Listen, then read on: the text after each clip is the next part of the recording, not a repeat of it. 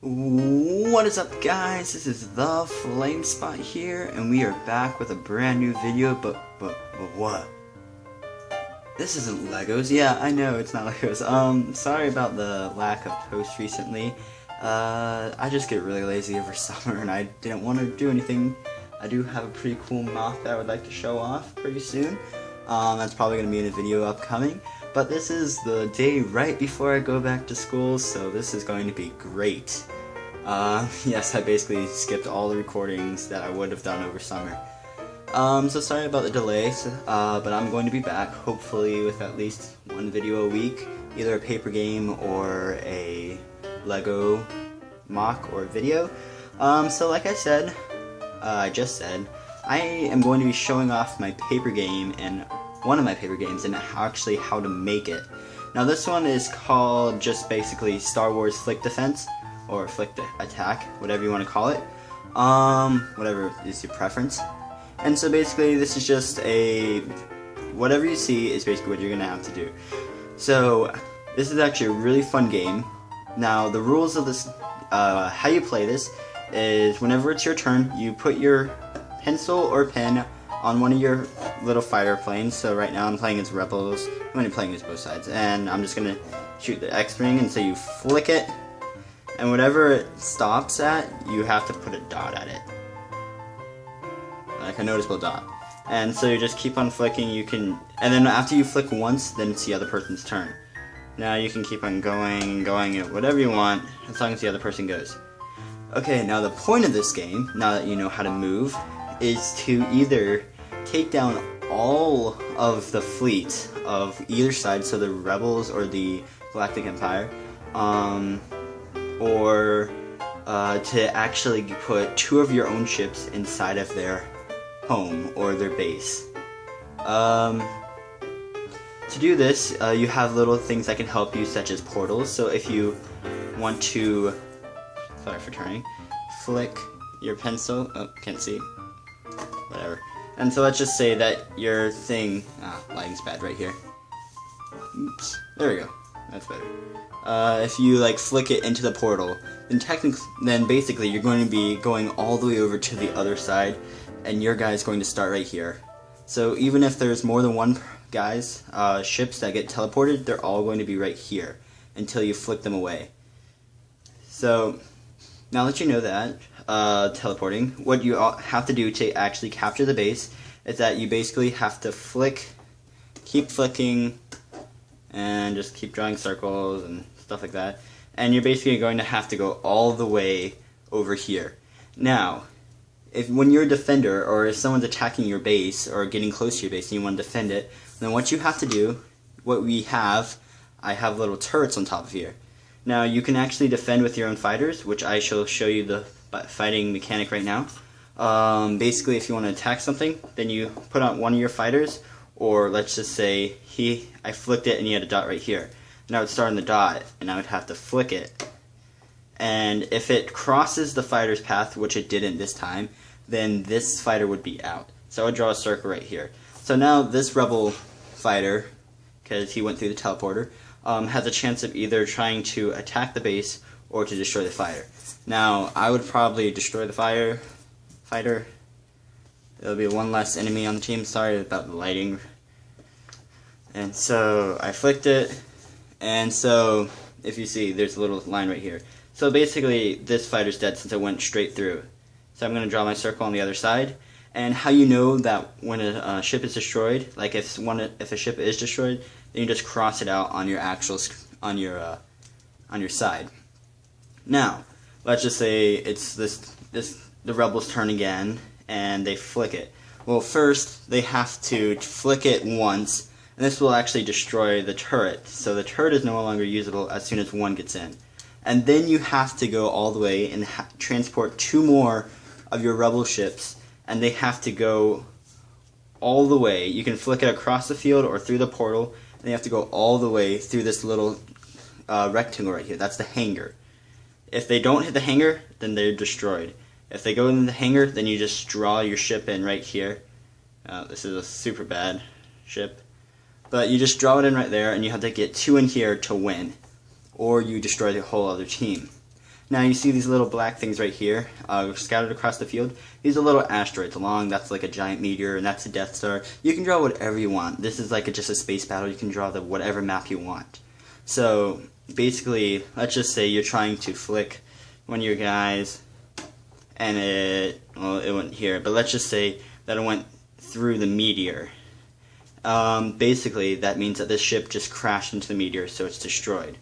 So you don't actually have to destroy their team, they can actually destroy themselves. Same goes with the giant meteor and the Death Star. If you flick into it, then that ship is destroyed. So, I'm pretty sure I have all of the rules out of the way. So I will actually show you guys how I somewhat make it. So, oops. Didn't notice that guy got knocked down. Alright, so first I'm going to start off with my base. Sorry, this is quick drawing. So I basically have my base, and then put a turret in, just put a circle with 2 lines in it, it looks like a turret to me. And then try to make a cool looking hangar that has space on each end so that the fighter could actually get destroyed. Whenever you make the other base, try to make it the exact same length too. So I just move the page like this, and that wide, a bit more, and that goes down. Have my turret, and then try to make the same amount of hangar space. Also, if you do flick, oops, knock something down. Also, if you do flick and it goes past the hangar, like if you flick and it goes through here, then it still counts that you got inside the hangar. You don't actually have to land right on top of this. And so basically that's the bases. So now you have to draw your X-Wings. How I draw my X-Wings and TIE Fighters, let's do the TIE Fighters first. I make an H, yep, and I put a circle in it. Like a capital H, and a circle in it. Now how I usually I like to have 7 fighter planes in the battle. So technically, if there are 5, if you only have 2 fighter planes left and you haven't touched their base at all, there's no way you can actually win by capturing their base. You have to kill all of the other team. So there is some strategy into this. So I'm just going to draw some quick ones. 1, 2, 3, 4, 5, 6. Let's just put one up here. 7.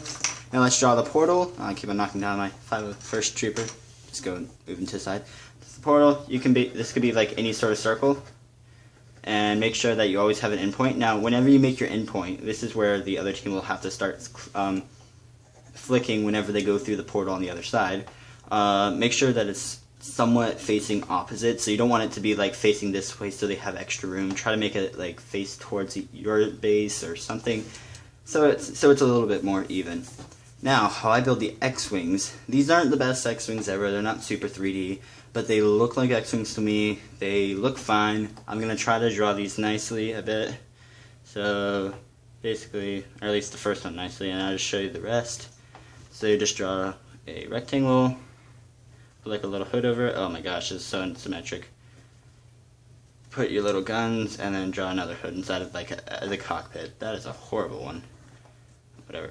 So this can be drawn really fast in class, which is probably when I suggest that you want to play this. Like if you have nothing to do, or you're super bored and you just have a friend around and you're like, oh man, I want to play something. Hey, do you want to play Star Wars? Your friend will be like, yeah, cool, how do you play? And then you can actually take this out, make up your own board in less than 5 minutes, and you can play a nice, fun game of the Star Wars. Oh my gosh, these are very fat X-Wings. And now you can design your X-Wings your own way. This is just the most efficient and fast way that I found out. It also looks good. 1, 2, 3, 4, 5, 6. I can't count. Alright, I have to draw my portal. And my exit. It's up there. And now basically the rest of the map is yours. You can create it to whatever you want it to be. So you can put a giant asteroid in the center. You can put like some weird planet. So let's just say there is something like Saturn around, and those are like its disks. I'm not the best drawer, by the way.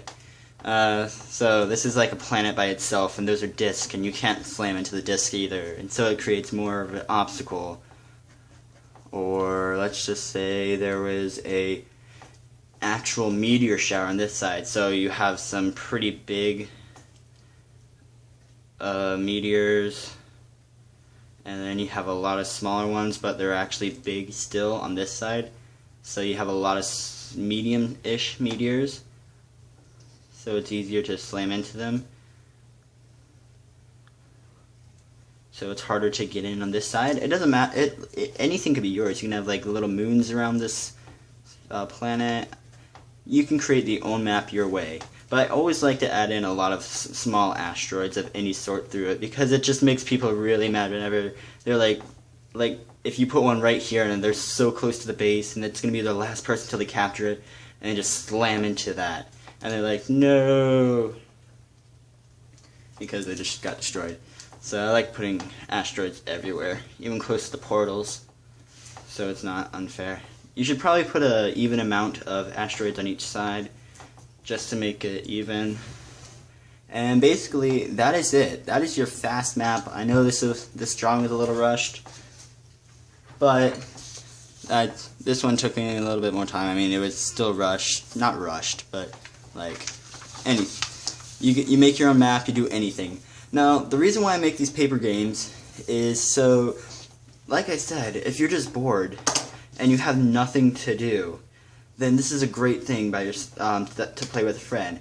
Now, I'm going to be doing a whole entire series on paper games. I have so many ideas in my mind. I write them down whenever I think of one. Like, I have a whole entire Google Docs full of ideas, and I just want to make paper games and show it to you guys.